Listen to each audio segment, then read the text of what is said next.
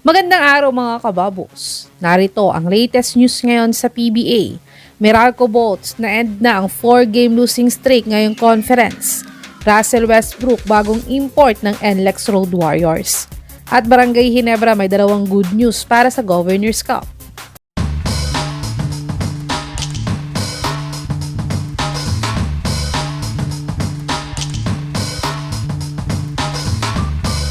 Nanalo ang Meralco Bolts kontra sa Barangay Ginebra sa score na 97-88.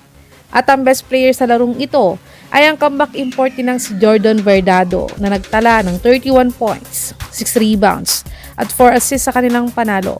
At sa panalo nga na ito ng Meralco ay na-end na nilang 4-game losing streak nila ngayong conference. At sa talo naman na to ng Barangay Ginebra ay may 2-game losing streak naman sila ngayong Governor's Cup. At ito na din ang last game ng dalawang teams na to dahil may PBA break nga na aabot ng halos 2 buwan. Dumako naman tayo sa balitang si Russell Westbrook daw ang bagong import ng NLEX ngayong conference. Natalo ngang NLEX kontra sa Converge sa score na 112-110. At ang best player ng larong ito ay ang bagong import ng Converge na si Cameron Clark na nagtala ng 37 points. 12 rebounds at 17 out of 30 siya sa field goal made niya sa kanilang panalo. At sa panalong ito ng Converge ay may 2-game winning streak nga sila nabaon para sa PBA break. Pero sa talong ito ng NLEX ay wala naman silang import at all Filipino na lumaban sa Converge. At sa game nga na ito ay ilang beses ngang binanggit ng commentator na si Magumar John na si Russell Westbrook nga daw ang next import ng NLEX kaya wala pa ito ngayon sa kanila. Matatandaan nakaka-announce lang ni Brody ng retirement niya sa NBA kaya't lumakas nga lalo ang kutob ng mga fans na baka nga si Westbrook ang magiging next import ng NLEX. Dahil naging former player ito ni Coach Jimmy Alapag dati sa Sacramento Kings. Pero agad din naman itong dinanay ni Coach Jimmy sa interview niya kagabi. Dahil ayon din sa sources PH, Ice Deontay Burton nga daw ang kinuha ng NLEX bilang import nila kapalit ni Dequan Jones. Ngunit former teammates naman ni Westbrook ang bagong import ng NLEX ngayong conference. Sa tingin niyo mga kababos, kung si Russell Westbrook ang magiging import ng NLEX ay sold out kaya lahat ng games ng NLEX sa second round?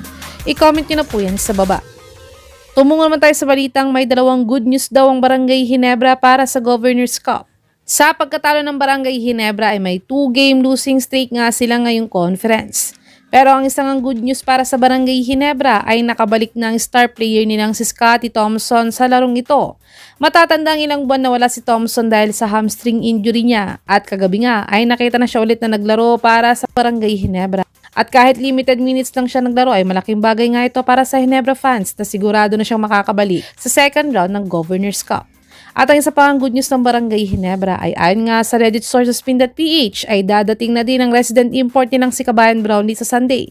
Kaya ito nga ang second at pinaka good news ng Barangay Ginebra para sa Governor's Cup dahil kumpleto na nga ang Commissioner's Cup Championship squad nila after ng PBA break. Sa tingin niyo mga kababos, sa pagkabuo ng championship line-up ng Barangay Ginebra after ng PBA break, makakahabol pa kaya sila sa standings at makapasok sa PBA playoffs ngayong Governor's Cup?